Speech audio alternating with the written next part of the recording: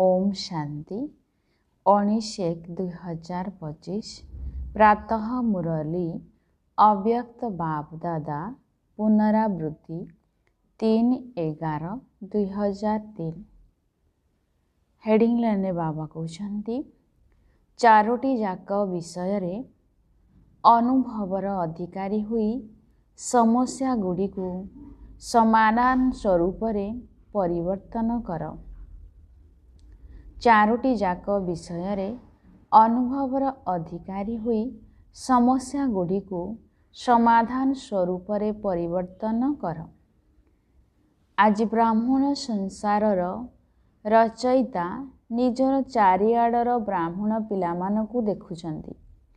ए ब्राह्मण संसार छोटिया हेले मध्य अति श्रेष्ठ एवं अति प्रिय संसार अटे। ए ब्राह्मण संसार सारा विश्वर विशेष आत्मा मानकर संसार।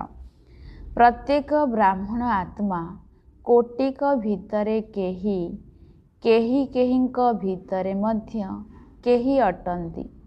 काहींकि ना निजर सत्य पितांकु जानी तांकर संपत्तिर अधिकारी होई जाइछंती। जेपरी बाबा उच्चरु उच्च अटंती सेहीपरि बाबा को चिन्ही तांकर संतान होइथिबा आत्मा माने मध्य विशेष आत्मा अटंती। प्रत्येक ब्राह्मण आत्मा जन्म नेबा मात्रके स्वयं भाग्य विधाता पिता तार मस्तकरे श्रेष्ठ भाग्यर रेखा टाणी देइछंती। एभली श्रेष्ठ भाग्यवान आत्मा अट। तेबे तुमे माने मध्य निजको एही भली भाग्यवान मने करुछ त? एते श्रेष्ठ आत्मिक निशा अनुभव हेउछि त? प्रत्येक ब्राह्मण आत्मार दिल को दिलाराम बाबा निजर दिल र दुलार अर्थात निबिड़ स्नेह देउछंती। एही परमात्मा स्नेह सारा कल्प भितरे केवल जनक द्वारा एवं ए गोटे समरे ही प्राप्त होई थाए। एभली आत्मिक निशा सर्वदा प्रत्येक कर्मरे रहुछि त? काहेकि ना तुमे माने विश्वर चैलेंज करुछ जे आमे कर्मयोगी जीवनधारी विशेष आत्मा अटू। केवल जोग लगाउथिबा जोगी नुहे, जोगी जीवनधारी अट। जीवन सदाकालर होइथाए, स्वाभाविक एवं निरंतर मध्य होइथाए। 8 घंटारू बा 6 घंटार जोगी जीवनधारी नुहे। जोग अर्थात परमात्मा को मने पकाइबा तो ब्राह्मण जीवनर लक्ष्य ही अटे। तेणु निजर जीवनर लक्ष्य स्वतः ही मने रही थाए एवं जेपरी लक्ष्य सेहीपरि लक्षण स्वतः ही आसी थाए। एबे बाप दादा प्रत्येक ब्राह्मण आत्मार मस्तकरे चमकुथिबा भाग्यर तारका को देखुछंती। बाप दादा सर्वदा प्रत्येक संतान को श्रेष्ठ स्वमानधारी एवं स्वराज्यधारी रूपरे ही देखुछंती। तेणु तुमे माने मध्य निजको स्वमानधारी एवं स्वराज्यधारी आत्मा अटे। एभली अनुभव करुछ त? जदि गोटिए सेकेंड रे स्मृति रे आनिब जे मो स्वमानधारी आत्मा अटे, तेबे गोटिए सेकेंड भितरे स्वमान र केते बड़ तालिका तुम सम्मुख को आसीजिव। एबे भी निजर स्वमान गुड़िकर तालिका स्मृति रे आसीगलानी ना। तालिका तो लंबा अटे ना। तेबे स्वमान अभिमान को समाप्त करि दिए। काहेकि ना स्वमान रो अर्थ हेला श्रेष्ठ अभिमान। तेणु श्रेष्ठ अभिमान भिन्न भिन्न अशुद्ध अभिमान को समाप्त करि देई थाए। जेपरि लाइट रो स्विच ऑन करिबा मात्रके गोटिए सेकेंड भितरे अंधकार दूर होई जाए। ताकू तड़ीबा को पड़ी न थाए किंबा कौनसी मेहनत करिबा को पड़ी न थाए। ସୁଇଚ୍ ଅନ୍ କରିବା ମାତ୍ରକେ ଅନ୍ଧକାର ସ୍ୱତଃ ହିଁ ସମାପ୍ତ ହୋଇଯାଏ। ସେହିପରି ସୋମାନର ସୁଇଚ୍ ଅନ୍ କରିବା ଦ୍ୱାରା ଭିନ୍ନ ଭିନ୍ନ ଦେହ ଅଭିମାନକୁ ସମାପ୍ତ କରିବାର ମେହନତ କରିବାକୁ ପଡ଼ିନଥାଏ। ବାପ ଦାଦା ପିଲାମାନଙ୍କର ଏକ ଖେଳ ମଧ୍ୟ ଦେଖୁଛନ୍ତି। ସୋମାନକୁ ଦିଲ୍ ଭିତରେ ବର୍ଣ୍ଣନା ମଧ୍ୟ କରୁଛନ୍ତି। ମୁଁ ବାପ ଦାଦାଙ୍କର ଦିଲ୍ ତଖତ ନସିନ୍ ଅର୍ଥାତ୍ ହୃଦୟ ସିଂହାସନ ଅଧିକାରୀ ଅଟେ। ବର୍ଣ୍ଣନା ମଧ୍ୟ କରୁଛନ୍ତି।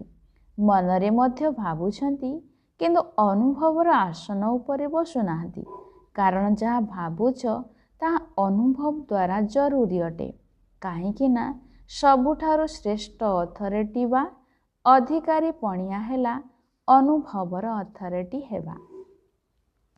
ତେଣୁ ବାପ ଦାଦା ଦେଖୁଛନ୍ତି ପିଲାମାନେ ବହୁତ ଭଲ ଭାବରେ ଶୁଣୁଛନ୍ତି ଏବଂ ବିଚାର ମଧ୍ୟ କରୁଛନ୍ତି। କିନ୍ତୁ ଶୁଣିବା ଏବଂ ଭାବିବା ଅଲଗା କଥା। କିନ୍ତୁ ଏହାର ଅନୁଭବୀ ସ୍ୱରୂପ ହେବା ହିଁ ବ୍ରାହ୍ମଣ ଜୀବନର ଶ୍ରେଷ୍ଠ ଅଥରିଟି। ଏହା ହିଁ ହେଉଛି ଭକ୍ତି ଏବଂ ଜ୍ଞାନ ଭିତରେ ଅନ୍ତର। ଭକ୍ତି ମାର୍ଗରେ ମଧ୍ୟ ଶୁଣିବାର ମସ୍ତିରେ ବହୁତ ମସ୍ତ ହୋଇଯାଉଛନ୍ତି ଏବଂ ଭାବୁଛନ୍ତି ମଧ୍ୟ, କିନ୍ତୁ ଅନୁଭବ କରିପାରୁନାହାନ୍ତି। ତେବେ ଜ୍ଞାନର ଅର୍ଥ ହେଲା ଜ୍ଞାନୀ ଆତ୍ମା ପ୍ରତ୍ୟେକ ସୋମାନର ଅନୁଭବୀ। ଏହି ଅନୁଭବୀ ସ୍ୱରୂପ ଦ୍ୱାରା ହିଁ ଆତ୍ମିକ ନିଶା ଚଢ଼ିଥାଏ। ଜୀବନରେ ଅନୁଭବ କେବେ ବି ଜୀବନରେ ଭୁଲି ହୁଏ ନାହିଁ। ଶୁଣିଥିବା କଥା ବା ଭାବିଥିବା କଥା ଭୁଲି ହୋଇଯାଇପାରେ, କିନ୍ତୁ ଅନୁଭବୀର ଅଥରିଟି କେବେ ବି କମ୍ ହୋଇନଥାଏ। ତେଣୁ ବାପ ଦାଦା ପିଲାମାନଙ୍କୁ ଏହି କଥା ମନେ ପକାଇ ଦେଉଛନ୍ତି ଯେ ପ୍ରତ୍ୟେକ ଶୁଣିଥିବା କଥାଗୁଡ଼ିକ ଯାହାକୁ ଭଗବାନ ପିତାଙ୍କ ଠାରୁ ଶୁଣୁଛି ତାର ଅନୁଭବୀ ମୂରତ ହୁଅ। ଅନୁଭବ କରିଥିବା କଥାକୁ ଯଦି 1000 ଲୋକ ଭୁଲାଇ ଦେବା ପାଇଁ ବା ଲିଭାଇ ଦେବା ପାଇଁ ଚାହିଁବେ, ତେବେ ବି ତାହା ଲିଭି ପାରିବ ନାହିଁ।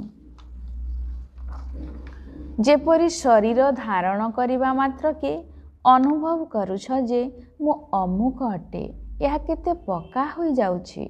କେବେ ନିଜର ଦେହର ନାମ ଭୁଲି ହୋଇଯାଉଛି କି? କେହି ଯଦି ତୁମକୁ କହିବ ତୁମେ ଅମୁକ ନୁହେଁ, ଅମୁକ ଅଟେ, ତେବେ ତୁମେ ମାନିବ କି? ସେହିପରି ତାଲିକାରେ ଥିବା ପ୍ରତ୍ୟେକ ସୋମାନକୁ ଅନୁଭବ କରିବା ଦ୍ୱାରା ସୋମାନ ଗୁଡ଼ିକ କେବେ ବି ଭୁଲି ହୋଇପାରିବ ନାହିଁ। ତେଣୁ ବାପ ଦାଦା ପିଲାମାନଙ୍କୁ ଯେତେବେଳେ ମେହନତ କରିବାର ଦେଖୁଛନ୍ତି, ସେତେବେଳେ ପିଲାମାନଙ୍କ ଉପରେ ବହୁତ ସ୍ନେହ ଆସିଯାଉଛି। ପରମାତ୍ମାଙ୍କର ସନ୍ତାନ ଆଉ ମେହନତ, କାରଣ ଅନୁଭବୀ ମୂରତ ହେବାର କମି। ଯେବେ କି ଦେହ ଅଭିମାନର ଅନୁଭବ ଯାହା ବି ହୋଇଯାଉ, ଯେକୌଣସି କର୍ମ କରୁଥିଲେ ମଧ୍ୟ ଭୁଲି ହେଉନାହିଁ। ତେବେ ବ୍ରାହ୍ମଣ ଜୀବନ ତ କର୍ମର ଯୋଗୀ ଜୀବନ ଅଟେ। ତେଣୁ ଯୋଗୀ ଜୀବନର ଅନୁଭବ କିପରି ଭୁଲି ପାରିବ? ତେଣୁ ଚେକ୍ କର, ମୁଁ ପ୍ରତ୍ୟେକ ବିଷୟର ଅନୁଭବୀ ଅଟେ ତ? ଜ୍ଞାନକୁ ଶୁଣିବା ବା ଶୁଣାଇବା ତ ସହଜ କଥା, କିନ୍ତୁ ତୁମକୁ ଜ୍ଞାନର ସ୍ୱରୂପ ହେବାର ଅଛି। ଯଦି ଜ୍ଞାନକୁ ନିଜର ସ୍ୱରୂପରେ ଆଣିପାରିଲ, ତେବେ ସ୍ୱତଃ ହିଁ ପ୍ରତ୍ୟେକ କର୍ମ ଜ୍ଞାନ ସମ୍ପନ୍ନ ଅର୍ଥାତ୍ ଜ୍ଞାନର ଲାଇଟ୍ ମାଇଟ୍ ବାଲା ହେବ। କାରଣ ଜ୍ଞାନକୁ ହିଁ ଆଲୋକ ଏବଂ ଶକ୍ତି କୁହାଯାଏ। ସେହିପରି ଯୋଗୀ ସ୍ୱରୂପର ଅର୍ଥ ହେଲା ଯୋଗଯୁକ୍ତ ଏବଂ ଯୁକ୍ତିଯୁକ୍ତ ସ୍ୱରୂପ। ଧାରଣା ସ୍ୱରୂପର ଅର୍ଥ ହେଲା ପ୍ରତ୍ୟେକ କର୍ମ, ପ୍ରତ୍ୟେକ କର୍ମେନ୍ଦ୍ରିୟ, ପ୍ରତ୍ୟେକ ଗୁଣର ଧାରଣା ସ୍ୱରୂପ ହୋଇଥିବ। ଏବଂ ସେବାର ଅନୁଭବୀ ମୂରତ ସେବାଧାରୀ ଅର୍ଥ ହେଲା ନିରନ୍ତର ଏବଂ ସ୍ୱତଃ ସେବାଧାରୀ।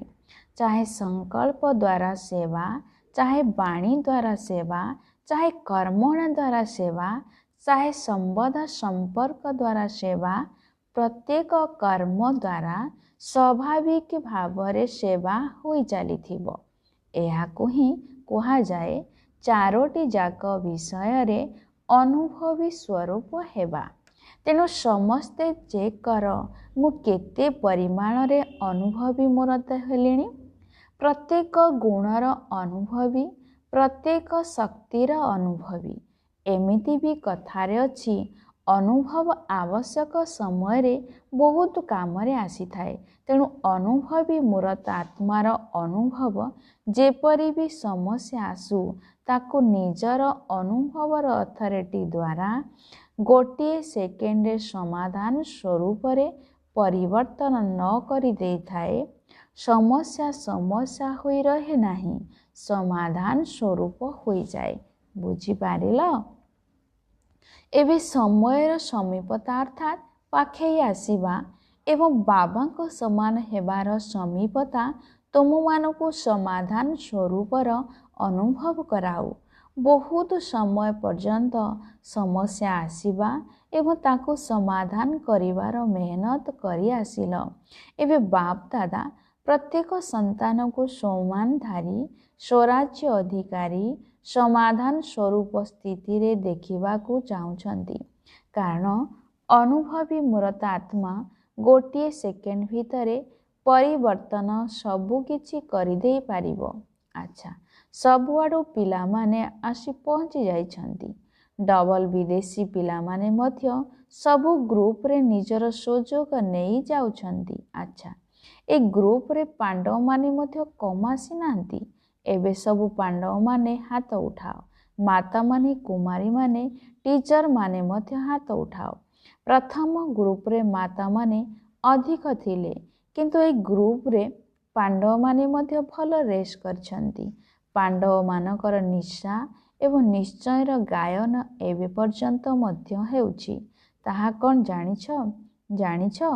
ପାଣ୍ଡବ ମାତ୍ର 5 ଜଣ ଥିଲେ, କିନ୍ତୁ ନିଜର ନିଶା ଏବଂ ନିଶ୍ଚୟ ଆଧାରରେ ବିଜୟୀ ହୋଇଗଲେ। ଏହି ଗାୟନ ତ ଏବେ ପର୍ଯ୍ୟନ୍ତ ମଧ୍ୟ ହେଉଛି। ତେବେ ଏଇଭଳି ପାଣ୍ଡବ ଅଟ ତ? ଆଚ୍ଛା, ନିଶା ଅଛି ତ? ତେଣୁ ପାଣ୍ଡବମାନେ ଯେତେବେଳେ ବି ଶୁଣୁଥିବେ ଯେ ଆମେ ପାଣ୍ଡବ ଅଟୁ, ସେତେବେଳେ ପାଣ୍ଡବ ପତିଙ୍କ ତ କେବେ ବି ଭୁଲି ଯାଉନଥିବ। କ'ଣ କେବେ କେବେ ଭୁଲି ଯାଉଛ କି? ପାଣ୍ଡବ ଏବେ ପାଣ୍ଡବପତି। ପାଣ୍ଡବମାନେ କେବେ ବି ପାଣ୍ଡବପତିଙ୍କୁ ଭୁଲି ପାରିବେ ନାହିଁ। ପାଣ୍ଡବମାନଙ୍କ ଭିତରେ ଏହି ନିଶା ରହିବା ଦରକାର ଯେ ଆମେ ପାଣ୍ଡବମାନେ କଳ୍ପ କଳ୍ପ ପାଣ୍ଡବପତିଙ୍କର ପ୍ରିୟ ଅଟୁ। ସ୍ମାରକୀ ହିସାବରେ ପାଣ୍ଡବମାନଙ୍କର ନାମ ମଧ୍ୟ କିଛି କମ୍ ନୁହେଁ। ପାଣ୍ଡବମାନଙ୍କର ଉପାଧି ହେଲା ବିଜୟୀ ପାଣ୍ଡବ। ତେବେ ଏହିଭଳି ପାଣ୍ଡବ ଅଟ ତ? ଆମେ ବିଜୟୀ ପାଣ୍ଡବ। କେବଳ ପାଣ୍ଡବ ନୁହେଁ, ବିଜୟୀ ପାଣ୍ଡବ। ବିଜୟର ଅବିନାଶୀ ତିଳକ ମସ୍ତକରେ ସର୍ବଦା ଲାଗି ରହିଛି। ତେବେ ମାତାମାନଙ୍କ ଭିତରେ କେଉଁ ନିଶା ରହୁଛି? ମାତାମାନେ ନିଶାର ସହିତ କହୁଛନ୍ତି, ବାବା କେବଳ ଆମମାନଙ୍କ ପାଇଁ ହିଁ ଆସିଛନ୍ତି। ଏଇଆ ନା? କାହିଁକି ନା ଅଧାକଳ୍ପ ଭିତରେ ମାତାମାନଙ୍କୁ କୌଣସି ପଦବୀ ବା ସମ୍ମାନ ମିଳିନାହିଁ। ଏବେ ସଙ୍ଗମ ଯୁଗରେ ରାଜନୀତି କ୍ଷେତ୍ରରେ ମଧ୍ୟ ମାତାମାନଙ୍କୁ ଅଧିକାର ମିଳୁଛି। ସବୁ ବିଭାଗରେ ତୁମେ ଶକ୍ତିମାନଙ୍କୁ ବାବା ଆଗରେ ରଖୁଛନ୍ତି ନା? ତେଣୁ ସଂସାରରେ ମଧ୍ୟ ପ୍ରତ୍ୟେକ ବର୍ଗରେ ଏବେ ମାତାମାନଙ୍କୁ ଅଧିକାର ମିଳୁଛି। ଏଭଳି କୌଣସି ବର୍ଗ ନାହିଁ ଯେଉଁଠି ମାତାମାନେ ନଥିବେ। ଏହା ସଙ୍ଗମ ଯୁଗର ପଦବୀ ଅଟେ। ତେଣୁ ମାତାମାନଙ୍କ ଭିତରେ ରହୁଛି। ବାବା ଆମର ଅଟନ୍ତି। ମେରା ବାବା ଶବ୍ଦ ସ୍ମୃତିରେ ରହୁଛି ତ? ନିଶା ଅଛି ତ? ମାତାମାନେ ହାତ ହଲାଉଛନ୍ତି। ଭଲ କଥା। ଭଗବାନଙ୍କୁ ନିଜର କରିନେଇଛ, ତେଣୁ ପ୍ରକୃତ ଯାଦୁକର ତ ମାତାମାନେ ହେଲେ ନା? ବାପ ଦାଦା ଦେଖୁଛନ୍ତି, ଚାହେଁ ମାତା ହୁଅନ୍ତୁ ବା ପାଣ୍ଡବ ହୁଅନ୍ତୁ ବା ବାପ ଦାଦାଙ୍କ ସହିତ ସ୍ନେହପୂର୍ବକ ସର୍ବସମ୍ବନ୍ଧ ରଖିଛନ୍ତି, କିନ୍ତୁ କାହାକୁ କେଉଁ ବିଶେଷ ସମ୍ବନ୍ଧ ଅଧିକ ପ୍ରିୟ ଅଟେ ତାହା ମଧ୍ୟ ଦେଖୁଛନ୍ତି। କେତେକ ପିଲାଙ୍କୁ ଖୁଦା ଅର୍ଥାତ୍ ଭଗବାନଙ୍କୁ ନିଜର ସାଥୀ କରିବା ପାଇଁ ଭଲ ଲାଗୁଛି। ସେଥିପାଇଁ ଖୁଦା ଦୋସ୍ତର ଏକ କାହାଣୀ ମଧ୍ୟ ଅଛି। ତେବେ ବାପ ଦାଦା ଏହି କଥା କହୁଛନ୍ତି ଯେ ଯେଉଁ ସମୟରେ ଯେଉଁ ସମ୍ବନ୍ଧର ଆବଶ୍ୟକତା ଥିବ, ଭଗବାନଙ୍କୁ ସେହି ସମ୍ବନ୍ଧରେ ନିଜର କରିପାରିବ। ଏହିଭଳି ସର୍ବସମ୍ବନ୍ଧର ରସର ଅନୁଭବ କରିପାରିବ। ପିଲାମାନେ କହୁଛନ୍ତି ବାବା ମୋର ଏବଂ ବାବା କହୁଛନ୍ତି ମୁଁ ତୋର। ଏବେ ମଧୁବନର ଶୋଭା ଭଲ ଲାଗୁଛି ନା? ଚାहे ଯେତେ ବି ଦୂରରେ ବସି ଶୁଣୁଥାଅ ବା ଦେଖୁଥାଅ, କିନ୍ତୁ ମଧୁବନର ଶୋଭା ଅର୍ଥାତ୍ ଅନୁଭବ ସ୍ୱତନ୍ତ୍ର ଅଟେ। ମଧୁବନରେ ବାପଦାଦା ମିଳନ ତ କରୁଛନ୍ତି, କିନ୍ତୁ ଆହୁରି କେତେ ପ୍ରକାର ପ୍ରାପ୍ତି ହେଉଛି। ଯଦି ଏହାର ତାଲିକା କାହାର କରିବ, ତେବେ କେତେ ପ୍ରାପ୍ତି ହେଉଛି? ସବୁଠାରୁ ବଡ଼ରୁ ବଡ଼ ପ୍ରାପ୍ତି ହେଲା ସହଜ ଯୋଗ ଏବଂ ସ୍ୱତଃ ଯୋଗ ଲାଗି ରହୁଛି। ମେହନତ କରିବାକୁ ପଡ଼ୁନାହିଁ। ଯଦି କେହି ମଧୁବନର ବାୟୁମଣ୍ଡଳର ମହତ୍ତ୍ୱ ଉପରେ ଧ୍ୟାନ ଦେଉଛି, ତେବେ ମଧୁବନର ବାତାବରଣ, ମଧୁବନର ଦିନଚର୍ଯ୍ୟା ସହଜ ଯୋଗୀ ସ୍ୱତଃ ଯୋଗୀ କରିଦେଉଛି। କାହିଁକି ଜାଣିଛ? ମଧୁବନରେ ବୁଦ୍ଧିରେ କେବଳ ଗୋଟିଏ ହିଁ କାମ ରହୁଛି। କେହି କେହି ସେବାଧାରୀ ହିସାବରେ ମଧ୍ୟ ଆସୁଛନ୍ତି, ତା ଅଲଗା କଥା। କିନ୍ତୁ ଯେଉଁମାନେ ନିଜର ରିଫ୍ରେଶ୍ କରିବା ପାଇଁ ଅର୍ଥାତ୍ ତାଜା କରିବା ପାଇଁ ଆସୁଛନ୍ତି, ସେମାନଙ୍କର ମଧୁବନରେ ଆଉ କ'ଣ କାମ ଅଛି? କୌଣସି ଦାୟିତ୍ୱ ଅଛି କି? ଖାଅ, ପିଅ, ମୌଜ କର, ପାଠ ପଢ଼। ତେଣୁ ମଧୁବନ ହିଁ ଅଟେ। ବିଦେଶରେ ମଧ୍ୟ ଘରେ ବସି ମୁରଲୀ ଶୁଣୁଛନ୍ତି, କିନ୍ତୁ ସେଠାରେ ବସି ଶୁଣିବା ଏବଂ ମଧୁବନକୁ ଆସିବା, ଏଥିରେ ରାତି ଦିନର ପାର୍ଥକ୍ୟ ରହିଛି। ବାପଦାଦା ତ ବିଜ୍ଞାନର ସାଧନଗୁଡ଼ିକ ଦ୍ୱାରା ଦେଖୁଥିବା ଶୁଣୁଥିବା ପିଲାମାନଙ୍କୁ ମଧ୍ୟ ୟାଦ ପ୍ୟାର ଦେଉଛନ୍ତି। କେତେକ ପିଲା ରାତ୍ରି ଅନିଦ୍ରା ହୋଇ ମଧ୍ୟ ଶୁଣୁଛନ୍ତି। ନ ଆସିପାରିବା ଠାରୁ ବା ଏହା ନିଶ୍ଚିନ୍ତ ଭଲ ଅଟେ ନା? କିନ୍ତୁ ଭଲରୁ ଭଲ ହେଉଛି ମଧୁବନ ପ୍ରିୟ ଘରକୁ ଆସିବା। କ'ଣ ମଧୁବନକୁ ଆସିବା ଭଲ ଲାଗୁଛି, ନା ସେଠାରେ ବସି ମୁରଲୀ ଶୁଣିନେଲେ ଚଳିବ? କ'ଣ ଭଲ ଲାଗୁଛି? ସେଠାରେ ବି ତ ସେଇ ମୁରଲୀ ଶୁଣୁଛ ନା? ଏଠାରେ ବି ପଛରେ ବସିଥିଲେ ଟିଭି ଦ୍ୱାରା ଦେଖୁଛ। ତେଣୁ ଯେଉଁମାନେ ଭାବୁଛନ୍ତି ମଧୁବନକୁ ଆସିବା ହିଁ ଭଲ ଅଟେ, ସେମାନେ ହାତ ଉଠାଅ। ସମସ୍ତେ ହାତ ଉଠାଇଲେ। ଆଚ୍ଛା, ପୁଣି ବି ଦେଖ ଭକ୍ତି ମାର୍ଗରେ କ'ଣ ଗାୟନ ଅଛି? ମଧୁବନରେ ମୁରଲୀ ବାଜେ। ଏହା ତ ନାହିଁ ଯେ ଲଣ୍ଡନରେ ବାଜେ। ଯେଉଁଠାରେ ବି ରହୁଥାଉ ନା କାହିଁକି, ମଧୁବନର ମହିମାକୁ ଜାଣିବା ଅର୍ଥାତ୍ ନିଜକୁ ମହାନ କରିବା। ଆଚ୍ଛା, ତେବେ ଯେଉଁମାନେ ବି ଏଠାକୁ ଆସିଛନ୍ତି, ସମସ୍ତେ ଯୋଗୀ ଜୀବନର, ଜ୍ଞାନୀ ଜୀବନର ତଥା ଧାରଣା ସ୍ୱରୂପର ଅନୁଭବ କରୁଛନ୍ତି। ତେବେ ପ୍ରଥମ ପାଳିରେ ଏହି ସିଜିନ୍ ପାଇଁ ବାପଦାଦା ବିଶେଷ ଭାବରେ ଧ୍ୟାନ ଦେବା ପାଇଁ କହିଥିଲେ ଯେ ଆସନ୍ତା ପୁରା ସିଜିନ୍ରେ ସମସ୍ତେ ନିଜ ସନ୍ତୁଷ୍ଟମଣି ହୋଇ ରହିବ ଏବଂ ସମସ୍ତଙ୍କୁ ସନ୍ତୁଷ୍ଟ କରିବ। କେବଳ ନିଜେ ସନ୍ତୁଷ୍ଟମଣି ହୋଇଯିବ ତାହା ନୁହେଁ, ଅନ୍ୟମାନଙ୍କୁ ମଧ୍ୟ କରିବାକୁ ହେବ। ଏହା ବ୍ୟତୀତ ଏବେ ସମୟ ଅନୁସାରେ କେବେ ବି କିଛି ବି ହୋଇପାରେ। ତେଣୁ କେହି ପ୍ରଶ୍ନ ପଚାର ନାହିଁ ଯେ କେବେ ହେବ, ବର୍ଷକ ପରେ ହେବ କି ମାସକ ପରେ ହେବ, ଅଚାନକ କେତେବେଳେ ବି କ'ଣ ବି ହୋଇପାରେ। ସେଥିପାଇଁ ନିଜର ସ୍ମୃତି ରୂପୀ ସୁଇଚ୍କୁ ବହୁତ ଶକ୍ତିଶାଳୀ କର। ଗୋଟିଏ ସେକେଣ୍ଡରେ ସୁଇଚ୍ ଅନ୍ କରି ଏବଂ ଅନୁଭବୀ ସ୍ୱରୂପ ହୋଇଯାଅ। କିନ୍ତୁ ସୁଇଚ୍ ଯଦି ଟିକିଏ ବି ଢିଲା ଥିବ, ତେବେ ବାରମ୍ବାର ଅନ୍ ଅଫ୍ କରିବାକୁ ପଡ଼ିବ ଏବଂ ଠିକ୍ ହେବା ପାଇଁ ସମୟ ମଧ୍ୟ ଲାଗିବ। ତେଣୁ ଗୋଟିଏ ସେକେଣ୍ଡ ସ୍ୱମାନର ସ୍ୱରାଜ୍ୟ ଅଧିକାରୀ ସ୍ଥିତିର ସୁଇଚ୍ ଅନ୍ କର ଏବଂ ଅନ୍ତର୍ମୁଖୀ ହୋଇ ଅନୁଭବ କରିଚାଲ। ଅନୁଭବର ସାଗରରେ ସମାହିତ ହୋଇଯାଅ। କାହିଁକି ନା ଅନୁଭବର ଅଥରିଟିକୁ କୌଣସି ବି ଅଥରିଟି ଜିତିପାରିବ ନାହିଁ। ଏବେ ବୁଝିପାରିଲ ତ କ'ଣ କରିବ? ବାପଦାଦା ସଂକେତ ତ ଦେଇ ଦେଉଛନ୍ତି। ତେଣୁ ଅପେକ୍ଷାରେ ରୁହ ନାହିଁ। କେବେ କେବେ ମଧ୍ୟ କୁହ ନାହିଁ ଏବେ କର, ସଦା ପ୍ରସ୍ତୁତ ରୁହ। ତେବେ ଗୋଟିଏ ସେକେଣ୍ଡ ଭିତରେ ସ୍ମୃତିର ସୁଇଚ୍ ଅନ୍ କରିପାରିବ। ଯେପରି ବି ବାତାବରଣ ହୋଇଥାଉ, ଯେପରି ସମସ୍ୟା ହୋଇଥାଉ, କିନ୍ତୁ ତୁମେ ସ୍ମୃତିର ସୁଇଚ୍ ଅନ୍ କର। ଏହାର ଅଭ୍ୟାସ କର। କାହିଁକି ନା ଅନ୍ତିମ ପରୀକ୍ଷା ଗୋଟିଏ ସେକେଣ୍ଡ ପାଇଁ ବି ଆସିବ, ଗୋଟିଏ ମିନିଟ୍ ମଧ୍ୟ ନୁହେଁ। ସେତେବେଳେ ଭାବିବା ବାଲା ପାସ୍ କରିପାରିବେ ବି ନାହିଁ, ଅନୁଭବ ବାଲା ପାସ୍ ହୋଇଯିବେ। ତେଣୁ ଏବେ ଗୋଟିଏ ସେକେଣ୍ଡ ଭିତରେ ସମସ୍ତେ ମୁଁ ପରମଧାମ ନିବାସୀ ଶ୍ରେଷ୍ଠ ଆତ୍ମା ଅଟେ। ଏହି ସ୍ମୃତିର ସୁଇଚ୍କୁ ଅନ୍ କର। ଅନ୍ୟ କୌଣସି ବି ସ୍ମୃତି ନ ରହୁ, ସ୍ମୃତିରେ କୌଣସି ହଲଚଲ ନ ରହୁ, ଅଚଳ ସ୍ଥିତି। ଆଚ୍ଛା, ଡ୍ରିଲ୍। ଚାରିଆଡ଼ର ଶ୍ରେଷ୍ଠ ସ୍ୱମାନଧାରୀ ଅନୁଭବୀ ଆତ୍ମାମାନଙ୍କୁ ସର୍ବଦା ପ୍ରତ୍ୟେକ ବିଷୟକୁ ଅନୁଭବରେ ଆଣୁଥିବା, ସର୍ବଦା ଯୋଗୀ ଜୀବନରେ ଚାଲୁଥିବା ନିରନ୍ତର ଯୋଗୀ ଆତ୍ମାମାନଙ୍କୁ ସର୍ବଦା ନିଜର ବିଶେଷ ଭାଗ୍ୟକୁ प्रत्येक कर्मरे जाग्रत स्वरूप स्मृति रखिथिबा कोटिक भितरे केहींक भितरे मध्य केही विशेष आत्मा मानकु बाप दादांकर स्नेह संपन्न शुभेच्छा एवं नमस्ते। बच्चों की ओर से बाप दादा को याद प्यार गुड मॉर्निंग, नमस्ते नमस्ते नमस्ते। दादी सहित समस्त को उमंग उत्साह आनिबार बहुत भल काम करुछ। एबे तो कोटि कोटि आत्मा को संदेश देवार योजना चली। कोटि कोटि कौन सारा विश्वर आत्मा मान को संदेश मिलिबार अछि। ओहो प्रभु तो कहिबे ना, ओहो प्रभु कहवा पाई तो से मानकु प्रस्तुत करने को पड़िबो ना। दादी मानकु एमाने मध्य सहयोग देउछंदी, भल कथा। मधुबन को संभाली छंती, बहुत भल सहयोगी ग्रुप मिली ना।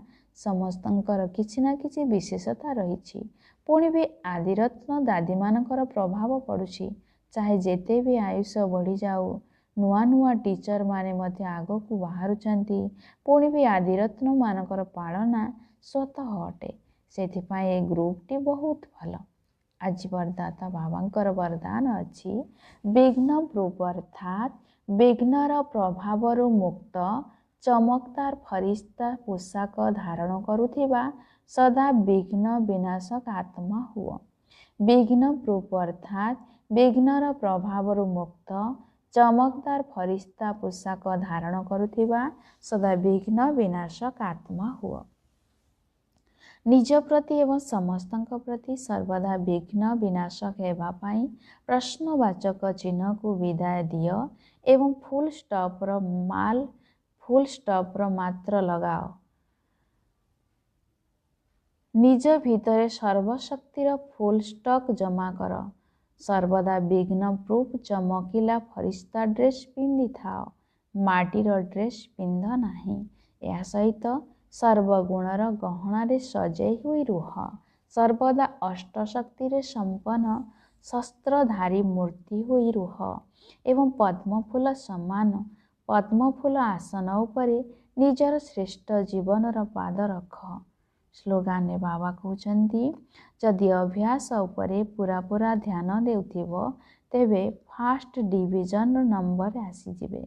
जदि अभ्यास उपरे पूरा पूरा ध्यान देउथिबो तेबे फर्स्ट डिविजन नंबर आसीजिबे। निजर शक्तिशाली संकल्प द्वारा सूक्ष्म शक्ति प्रदान करिवार सेवा कर। 19 पॉइंट बाबा कहिसंती, जेपरि बाणी द्वारा सेवा करिबा स्वाभाविक होई गलाणी, सेहीपरि संकल्प द्वारा सेवा करिबा मध्य एकाठी एवं स्वाभाविक हेबा दरकार। यदि बाणीर सेवा सहित संकल्प शक्ति द्वारा सेवा करिबो तेबे तुमको कथावार्ता मध्य कम करिबाकू पड़िबो। कथावार्ता करिबारे जो शक्ति खर्च करुछ ताहा जमा होइजिबो एवं संकल्प शक्तिर शक्तिशाली सेवा सफलता अधिक अनुभव कराइबो। सूचना, आज अंतर्राष्ट्रीय योग दिवस तृतीय रविवार संध्या 6:30 से 7:30 बजे समस्त भाई भणी माने संगठित रूप से गोटे ही शुद्ध संकल्प द्वारा प्रकृति सहित विश्वर सर्वात्मा मानकु शांति एवं शक्तिर सकाश देवार विशेष सेवा करिवे। अनुभव करिवे जे बाप दादांकर मस्तकरू शक्तिशाली किरण बाहरी मोर भ्रुकुटी उपरे पड़ुछि एवं मो ठारू सारा विश्वरूपी ग्लो उपरकू जाउछि। ओम शांति।